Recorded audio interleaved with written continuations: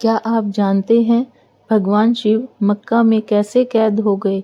आज मैं आपको एक ऐसी कहानी सुनाने जा रही हूँ जो समय की धुंध में कहीं छुप गई है। एक ऐसा रहस्य जो जिसे जानने के बाद आपका दिल कांप उठेगा और आंखों से आंसू आ जाएंगे। यह कहानी है महाकाल के महेश्वर की, उस शिव की जो आज भी मक्का की पवित्र भूमि में मौजूद हैं, लेकिन कैद हैं।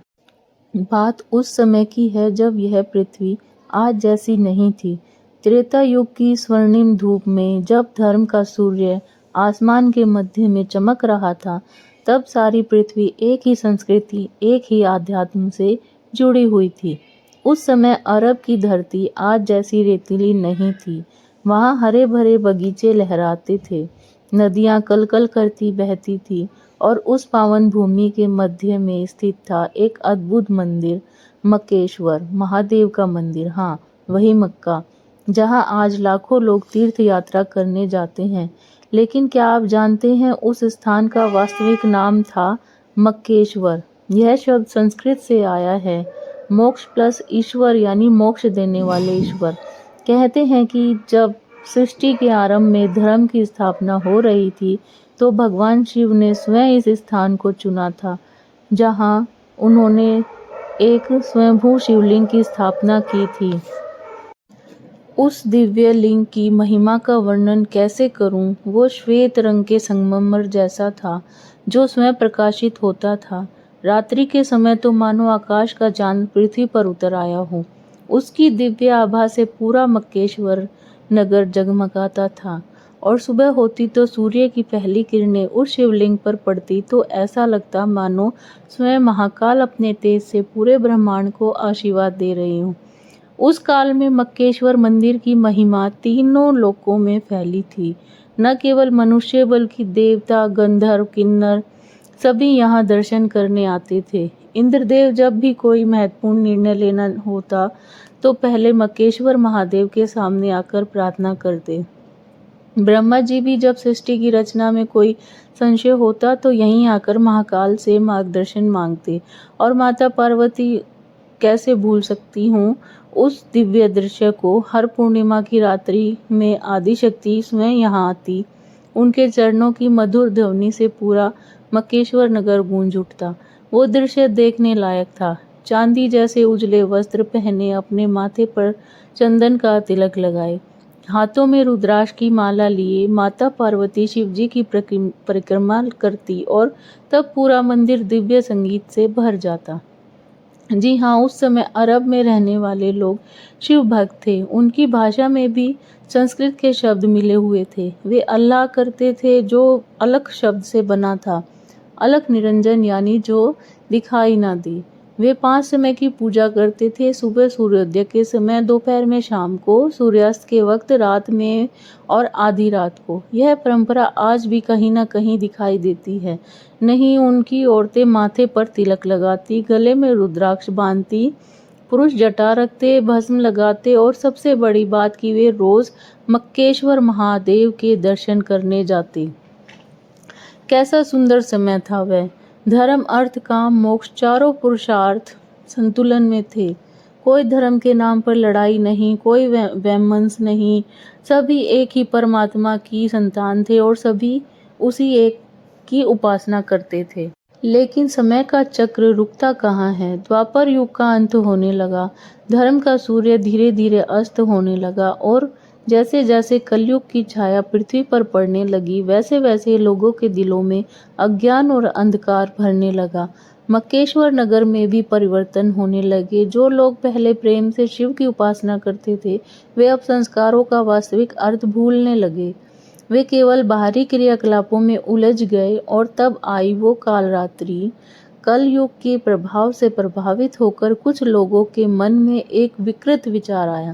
उन्होंने सोचा कि अगर वे इस दिव्य शिवलिंग को छुपा दे तो केवल वे ही इसकी शक्ति के अधिकारी बन जाएंगे।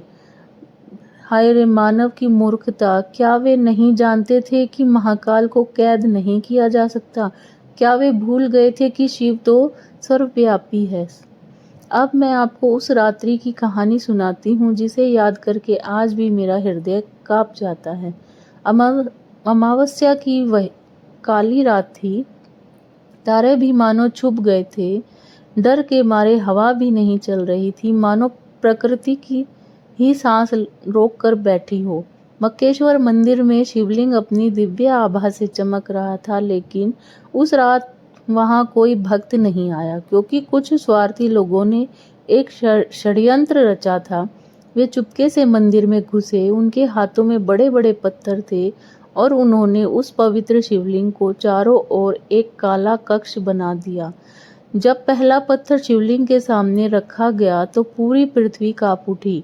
जब दूसरा पत्थर रखा गया तो आकाश में बादल गरजे और तीसरा पत्थर रखा गया तो देवताओं के आंसू बारिश बनकर बरसे। लेकिन वे अज्ञानी लोग समझ नहीं सके। उन्होंने सोचा कि यह सब प्राकृतिक है। वे अपने काम में लगे रहे और अंत में जब उन्होंने शिवलिंग की पूरी तरह से छुपा दिया तो एक दिव्य आवाज आसमान से आई, हे मूर्खों, तुमने जो किया है उसका फल तुम्हें और तुम्हारी आने वाली पीढ़ियों को भुगतना पड़ेगा। मैं यहाँ से जा नहीं रहा, बल्कि तुम ही मुझसे दूर हो गए हो। उस आवाज की गूंज से पूरा मक्केश्वर नगर हिल गया, लेकिन उन अंधे लोगों ने इसे भी नजरअंदाज कर दिया। उस रात्रि का दर्द कैसे बयान करूं, जब भगवान शिव को उनके ही भक्तों ने कैद कर दिया तो स्वयं महाकाल के आंसू बहे। वे आंसू पत्थरों पर गिरे और वे पत्थर काले हो गए। आज भी वह काला पत्थर वहां मौजूद है जो शिवजी के दर्द की निशानी है। महादेव का हृदय करुणा से भरा था। वे जानते थे कि यह सब कलयुग का प्रभाव है। उनके प्रिय भक्त अज्ञानवश यह कर रहे थे, इसलिए उन्होंने श्राप नहीं दिया बल्कि दया दिखाई। उन्होंने सोचा, मैं यहाँ से चला जाऊं तो यह सभी अनाथ हो जाएंगे, चलो इनके साथ ही रहता हूँ। जब समय आएगा तो यह स्वयं ही समझ जाएंगे। और इसलिए भगवान शिव आज भी वहाँ मौजूद है, कैद नहीं बल्कि अपनी संतानों के लिए इंतजार कर रहे हैं। जब माता पार्वती को यह पता चला कि उनके प्राण प्रिय को कैद कर दिया गया है तो आदिशक्ति का हृदय टूट गया। वे रो रो कर कहने लगी, हे नाथ, आपने तो कहा था कि आपके भक्त आपसे प्रेम करते हैं, फिर यह क्या हुआ?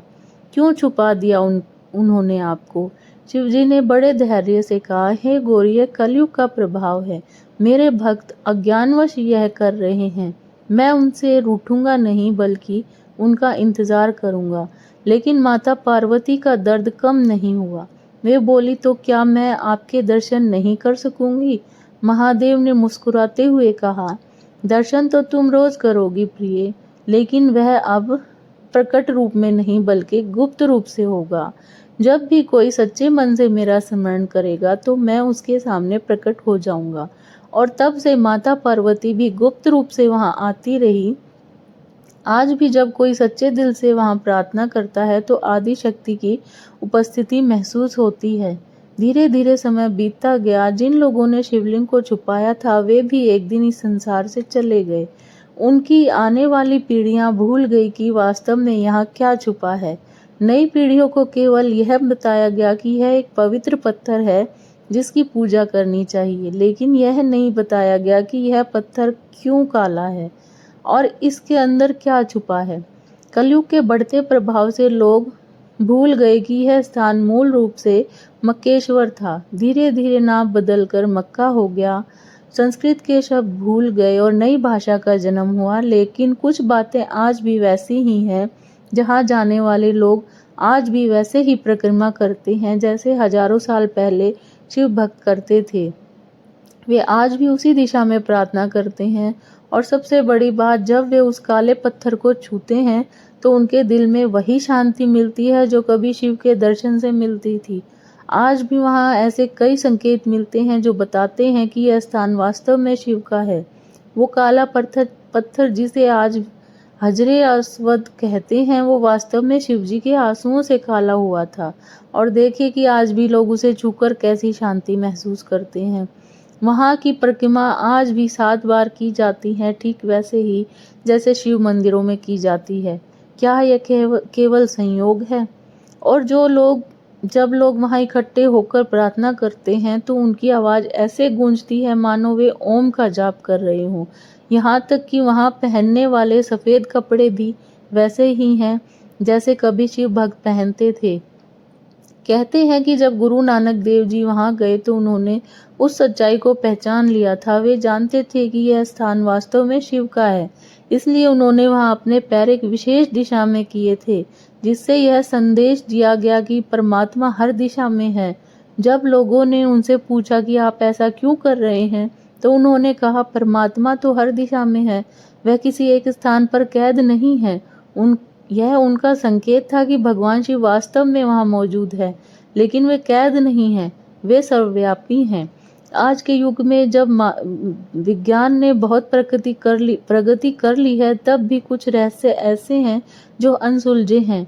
वैज्ञानिकों ने पाया है कि यह काला पत्थर वास्तव में पृथ्वी का नहीं है, यह कहीं और से आया है।